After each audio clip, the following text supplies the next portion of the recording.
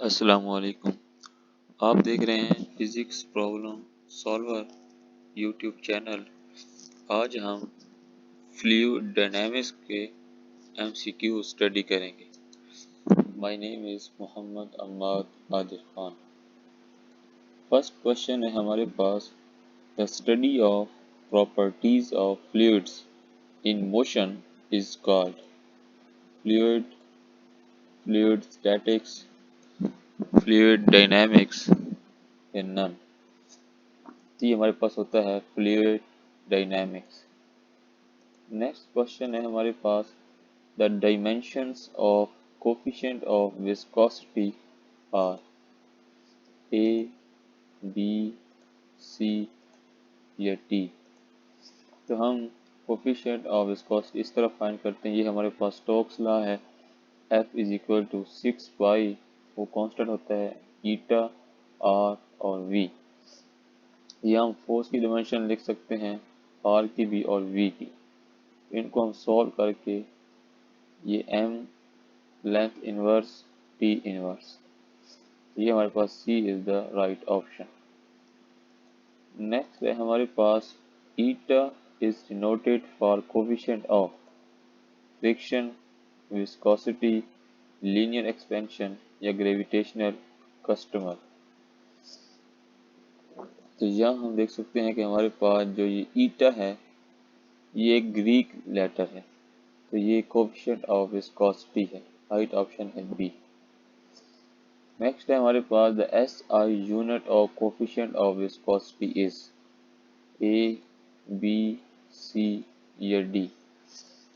तो हम इसी से ही SI यूनिट निकाल सकते हैं कि m हमारे पास किलोग्राम होता है, लेंथ हमारे पास मीटर इनवर्स है और ये t इनवर्स हमारे पास है सेकेंड इनवर्स। तो A is the right option. Next है हमारे पास, an object moving through a fluid experience a retarding force called drag force, gravitational force, terminating force या frictional force। तो जो हमारा एक ऑब्जेक्ट अगर फ्लूइड में मूव करता है तो वो जो फ्लूइड है उसकी जो विस्कोसिटी है वो एक फोर्स अप्लाई करती है एक ऑब्जेक्ट पर, उसको हम कहते हैं ड्रैग फोर्स या ड्रैग फोर्स। तो नेक्स्ट है हमारे पास, the maximum constant velocity of an object falling vertically downward is called final velocity, terminal velocity, initial velocity, none of these। ये होती है हमारे पास terminal velocity. When the magnitude of the drag force becomes equal to the weight, तो net force होगी वो droplet zero होगी, then the droplet will fall with constant speed. तो यहाँ भी है कि मैक्सिमम कांस्टेंट वेलोसिटी, तो इसको हम कहते हैं टर्मिनल वेलोसिटी। नेक्स्ट है हमारे पास, the drag force increases as the speed of the object increases, decreases, remains constant या नन ऑफ दीज। तो ड्रैग फोर्स इंक्रीज होगी जब हमारे पास ऑब्जेक्ट की स्पीड भी इंक्रीज होगी। तो यहाँ हम देख सकते हैं यह हमारे पास एक बॉडी नीचे आ रही होती है, तो जैसे ही उसकी जो स्पीड है वो इंक्रीज होती है तो जो ड्रैग फोर्स होती है वो भी इंक्रीज हो जाती है। Drag force on it increases as the speed of the droplet increase. Next है हमारे पास, the equation F is equal to 6 pi eta R V is called Newton's law, Stokes law, Ohm's law या Lenz law. ये हमारे पास है Stokes law, is given by Stokes law। Next है हमारे पास, Stokes law is applicable if body has that shape.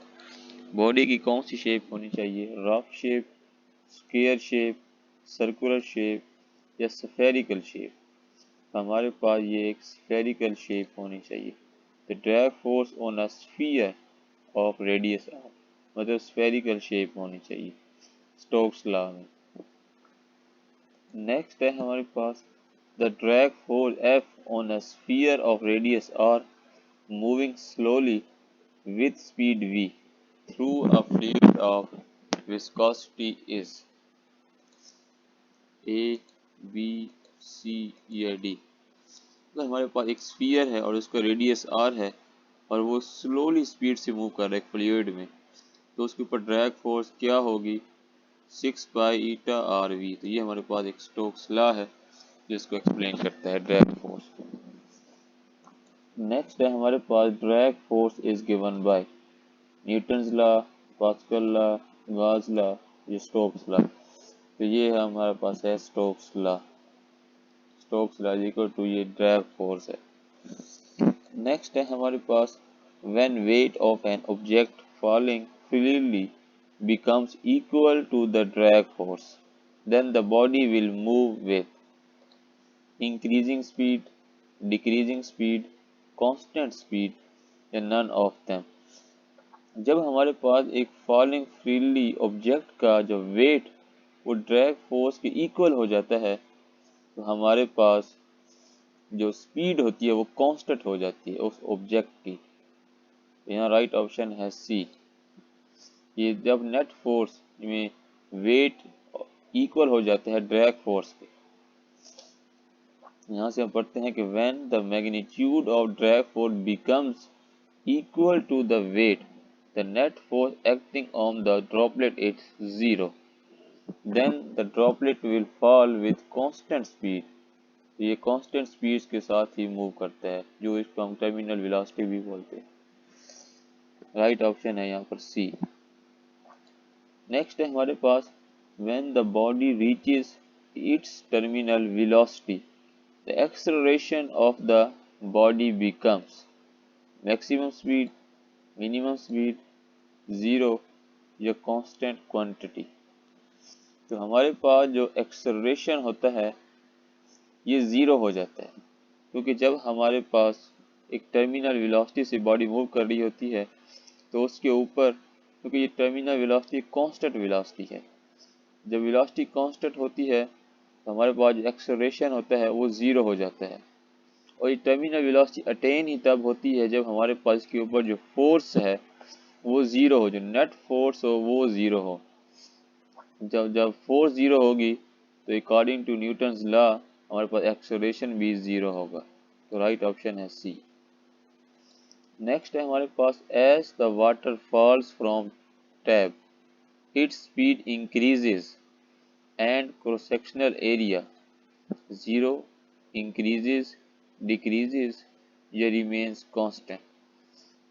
तो इसको हम इस इक्वेशन से, जिसको हम इक्वेशन ऑफ कंटिन्यूटी बोलते हैं, इससे एक्सप्लेन करेंगे कि A1 और V1 हमारे पास ये डायरेक्टली इन्वर्सली प्रोपोर्शनल है हमारे पास, कि अगर ये स्पीड इंक्रीज होगी तो क्रॉस सेक्शनल एरिया डिक्रीज होगा।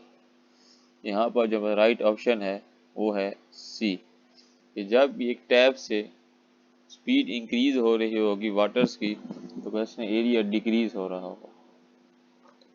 नेक्स्ट है हमारे पास terminal velocity is given by equation A, B, C या डी। इसको हम सॉल्व कर सकते हैं कि हमारे पास एक ड्रॉपलेट है, उसका एक मास है mg, तो वो अगर ड्रैग फोर्स इक्वल हो जाता है तो यहाँ से हम vt निकाल सकते हैं। तो यहाँ पर जो मास है इसको हम देखेंगे, मास ऑफ द ड्रॉपलेट होता है रो v, के बाद जो डेंसिटी होती है ये मास ओवर वॉल्यूम होती है। यहाँ पर जो एक स्फीयर है उसका वॉल्यूम भी हम यहाँ लिख सकते हैं 4/3 पाई आर क्यूब। तो इसको हम इस इक्वेशन में पुट करेंगे और इसको हम इस इक्वेशन में पुट करेंगे, तो ये हमारे पास एक रिलेशन आ जाता है कि 2g r का स्क्वायर n ईटा। तो ये ए हमारे पास राइट ऑप्शन है। नेक्स्ट है हमारे पास if radius of the droplet becomes half then its terminal velocity will be half, double, 1/4 या 4 टाइम्स। तो हमारे पास यहाँ दो रिलेशन है, एक टर्मिनल वेलोसिटी का ये रिलेशन है और एक ये। अगर यहाँ हम रेडियस हाफ करते हैं तो हमारे पास टर्मिनल वेलोसिटी डबल हो जाती है। लेकिन जब हम रेडियस हाफ करेंगे तो उसका मास भी चेंज हो जाएगा। तो मास के रिलेशन यहाँ पर कोई भी वैल्यूज नहीं दी हुई, तो इसको हम चेंज नहीं कर सकते। अगर हम यहाँ रेडियस को हाफ करेंगे तो यहाँ पर जो डेंसिटी है ये कांस्टेंट ही रहेगी, ईटा भी कांस्टेंट है, जी भी कांस्टेंट है, ये 2 और 9 भी कांस्टेंट है। तो यहाँ हम पुट करेंगे जब हमारे पास रेडियस वो हाफ होगा तो जो टर्मिनल वेलोसिटी है ये 1/4 हो जाएगी। राइट ऑप्शन है सी। नेक्स्ट है हमारे पास turbulent flow is unsteady and regular, steady and regular, unsteady and irregular, steady and regular. तो हमारे पास जो एक टर्बुलेंट फ्लो होता है, यहाँ से देखें कि वो अनस्टेडी है और इररेगुलर है। The irregular and unsteady flow of fluid is called turbulent flow. Next है हमारे पास the flow of ideal fluid is always turbulent, streamline, irregular या स्ट्रेट लाइन। तो हमारे पास जो आइडियल फ्लूइड होता है उसकी बहुत सारी यहाँ पर डेफिनेशंस हैं कि वो नॉन विस्कस होता है, इनकम्प्रेसिबल होता है और ये स्टेडी होता है। तो हमारे पास जो स्टेडी फ्लो होता है वो हमारे पास स्ट्रीम लाइन ही होता है। तो यहाँ राइट ऑप्शन है बी। नेक्स्ट है हमारे पास irregular flow of fluid is called streamline, turbulent, uniform या लैमिनार। तो इररेगुलर फ्लो जो होते हैं वो टर्बुलेंट फ्लो होते हैं हमारे पास। नेक्स्ट है हमारे पास according to equation of continuity a1 v1 is equal to a2 v2 and this is constant, मतलब a v is equal to constant. This constant is equal to flow rate, volume of fluid, mass of fluid या density of fluid. तो ये जो constant है ये हमारे पास constant equals to volume per second of fluid और simply flow rate. यहाँ जो राइट ऑप्शन है वो है ए। नेक्स्ट है हमारे पास equation of continuity is obtained by applying the law of conservation of mass, energy, momentum या ऑल। तो हम यहाँ पर law of conservation of mass apply करते हैं। The law of conservation of mass gives us the equation of continuity.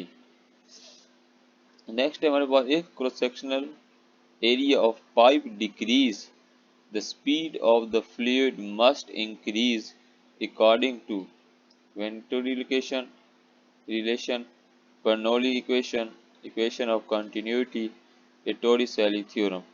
ये हमारे पास है equation of continuity। नेक्स्ट है हमारे पास equation of continuity, the units of A V is given as cubic metre per second, square metre per second या square metre. तो ये जो ए वी है ये हमारे पास एक कांस्टेंट होता है और ये होता है वॉल्यूम फ्लो पर सेकेंड। मतलब वॉल्यूम अगर हमारे पास मीटर क्यूब है तो यहाँ आ जाएगा cube metre per second. Right option है बी। नेक्स्ट है हमारे पास the law of conservation of mass gives Bernoulli equation, equation of continuity, Torricelli theorem या नन ऑफ दिस। ये है equation of continuity. Bernoulli theorem applies to solids, plasma state, fluids या liquids. तो हमारे पास जो बर्नौली थ्योरम है is a fundamental equation in fluid dynamics. तो ये हमारे पास है फ्लूइड की। नेक्स्ट है हमारे पास velocity of fluid increases where the pressure is low, high, constant या चेंजेस कंटिन्यूसली। तो जहाँ हमारे पास वेलोसिटी ऑफ फ्लूइड इंक्रीज होगी वहाँ प्रेशर लो होगा। Where the speed is high the pressure will be low. तो ये हमारे पास एक रिलेशन है जो अप्लाई होता है। हमारे पास जो एरोप्लेन है ये किस तरह लिफ्ट करते हैं कि जब हमारे पास जहाँ पर हवा की स्पीड तेज़ है वहाँ पर प्रेशर कम होता है और जहाँ हवा की स्पीड लो है वहाँ पर प्रेशर हाई होता है, तो जिसकी वजह से इसको ये लिफ्ट मिलती है एरोप्लेन को। और दूसरी एग्जांपल है हमारे पास ये बॉल की। ये भी स्विंग तब करती है जब एक साइड पर बॉल के स्पीड जो है वो हाई होती है और प्रेशर लो होता है, जिससे स्पिन प्रोड्यूस होती है बॉल में। इसको हम मैग्नेस इफेक्ट भी बोलते हैं। नेक्स्ट है हमारे पास speed of a flux can be determined by applying pressure velocity relationship, Torricelli theorem, Venturi relation, या ऑल ऑफ दीज। हमारे पास जो स्पीड ऑफ ए फ्लक्स है इसको हम टोरिसेली थ्योरम से ही डिटरमाइन करते हैं। The speed of flux is equal to the speed gained by the fluid in falling through distance under the action of gravity. Next है हमारे पास venturimeter is a device used to measure pressure of the fluid, speed of fluid, density of fluid या viscosity of fluid.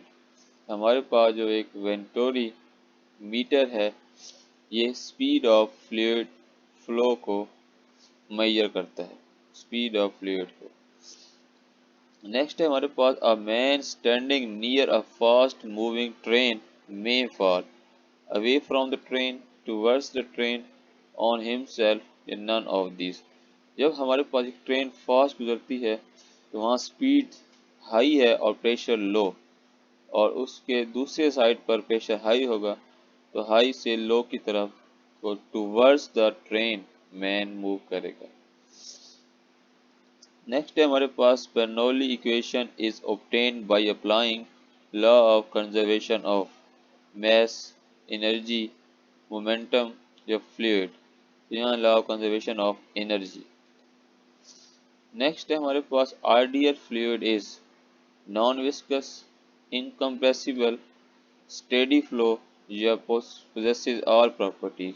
यहाँ पर ये तीनों properties को poses करता है हमारे पास।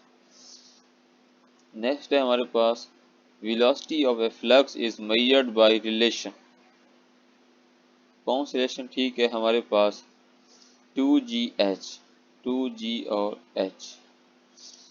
नेक्स्ट है हमारे पास the mathematical relation V 2GH2 minus H1 is known as equation. यहाँ पर हमारे इक्वेशन कंटिन्यूटी है, टोरिसेली थ्योरम है, बर्नौली इक्वेशन है, ये वेंट्रल रिलेशन है, ये हमारे पास है टोरिसेली थ्योरम। नेक्स्ट है हमारे पास swing is produce to increases the speed of ball, decreases the speed of ball, deceive the player या applying the force on the ball। तो हमारे पास जो स्विंग है एक बॉल में प्रोड्यूस इसलिए होती है ताकि वो डिसीव एन अपोनेंट प्लेयर हो सके।